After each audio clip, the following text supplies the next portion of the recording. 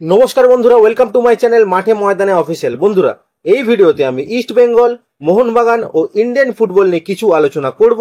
তোমরা যারা যারা আমার ভিডিওটা দেখছো, আমার চ্যানেলটা প্লিজ সাবস্ক্রাইব করে নাও ইন্ডিয়ান ফুটবলের এরকম আরো আপডেট পেতে। প্রথমেই বলি মোহনবাগান কোচ আন্তোনিও লোপেজ হাবাসের কথা। তো সম্ভবত হাবাস আর পরের মরশুমে মোহনবাগানের হেড কোচ হিসেবে কন্টিনিউ করবে না। মোহনবাগান সম্ভবত একজন নতুন কোচ অ্যাপয়েন্ট করবে। হাবাসের বয়স ও তার হেলথকে কনসিডার করে মোহনবাগান ম্যানেজমেন্ট একটা সিদ্ধান্তে পৌঁছে গেছে, যেখানে কোচ নিয়ে আর ডিলে করবে না তারা। মোহনবাগান খুব তাড়াতাড়ি একজন নতুন কোচ সিলেক্ট করে নিতে চাইছে। এখন দেখা যাক কি হয়। এছাড়া মোহনবাগান রিজার্ভ কোচ ডেগি কার্ডোসো, যাকে সিএফএল, ডুরান্ট কাপ এবং ডেভেলপমেন্ট লিগের জন্য মোহনবাগান দায়িত্ব দেবে, সেই ডেগি কার্ডোসো সিএফএল এর জন্য প্র্যাকটিস শুরু করে দেবে। সিএফএল খুব সম্ভবত 25শে জুন থেকে শুরু হবে। এরপর যদি আমরা একটু ইস্ট বেঙ্গলের আন্ডার 17 টিমের কথা বলি, তো কালকে তোমাদের বলেছিলাম ইস্ট বেঙ্গল লাভবেট এফসির সঙ্গে 2-2 গোলে ড্র করেছে। 2 গোলে পিছিয়ে থেকে তারপর ইস্ট বেঙ্গল কিন্তু সমতা ফেরায়।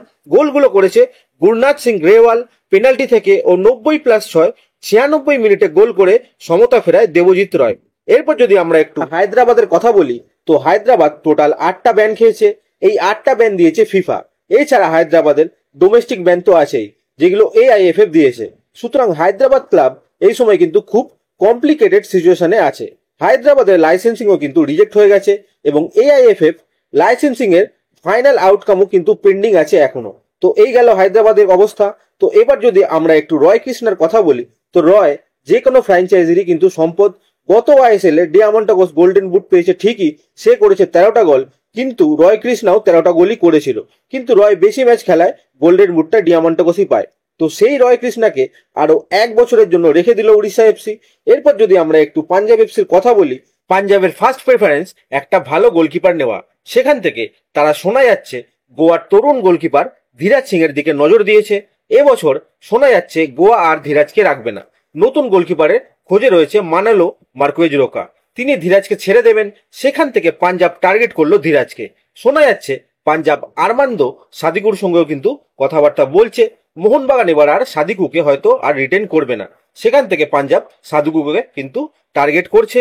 এরপর যদি আমরা একটু ইস্ট বেঙ্গলের কথা বলি, তো কালকে থেকে আবার একটা জল্পনা উঠেছে যে বসুন্ধরা কিংস এবার নাকি আর রবসন রবিনোকে রাখবে না। তাই ইস্ট বেঙ্গল আবার রবসন রবিনোকে কিন্তু টার্গেট করছে। বিশেষ করে বাংলাদেশি মিডিয়া এটা কিন্তু রিপোর্ট করেছে যে ইস্ট বেঙ্গল নাকি আবার রবসন রবিনোকে টার্গেট করছে।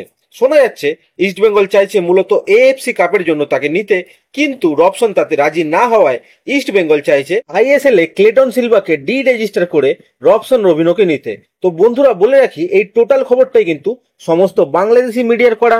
রবসন রবিনোকে নিয়ে আমাদের কাছে কিন্তু কোনো খবর নেই। যেটা বাংলাদেশি মিডিয়া বলছে সেটা তোমাদের জানিয়ে দিলাম।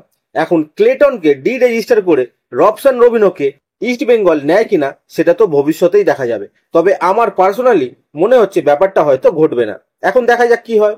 এরপর যদি আমরা জামশেদপুরের উইঙ্গার মোহাম্মদ সান্নানের কথা বলি, তো বলা হচ্ছে ইস্ট বেঙ্গল নাকি জামশেদপুরের এই উইঙ্গারের সাথে কথাবার্তা শুরু করেছে, তাকে নিতে চাইছে ইস্ট বেঙ্গল। তো বলে রাখি বন্ধুরা, এর আগে মোহাম্মদ সান্নানকে নিয়ে মোহনবাগানে একটা জল্পনা উঠেছিল, যেখানে বলা হচ্ছিল মোহনবাগান নাকি কিয়ান নাসিরের পরিবর্তন হিসাবে সান্নানকে চাইছে। তো এখন আবার ইস্ট বেঙ্গলকে সান্নানের সাথে লিঙ্ক করা হলো। এখানে বলে রাখা দরকার বন্ধুরা, ইস্ট বেঙ্গলে কিন্তু প্রচুর উইঙ্গার অলরেডি রয়েছে, যেমন মহেশ, নন্দা, সায়ন, বিষ্ণু, আমান, ভিপি সুয়েরকে নিয়ে এখনো কোনো ডিসিশন নেয়নি ইস্ট বেঙ্গল।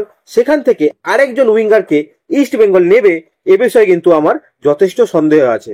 নিঃসন্দেহে মোহাম্মদ সান্নান একজন উঠতি প্রতিভাবান প্লেয়ার, কিন্তু ইস্ট বেঙ্গল সান্নানের জন্য যাবে এ বিষয়ে কিন্তু আমি শিওর নই। এখন দেখা যাক ভবিষ্যতে কি হয়। তো আজকের ভিডিওতে এতটুকুই। দেখা হচ্ছে আবার পরের ভিডিওতে। নমস্কার।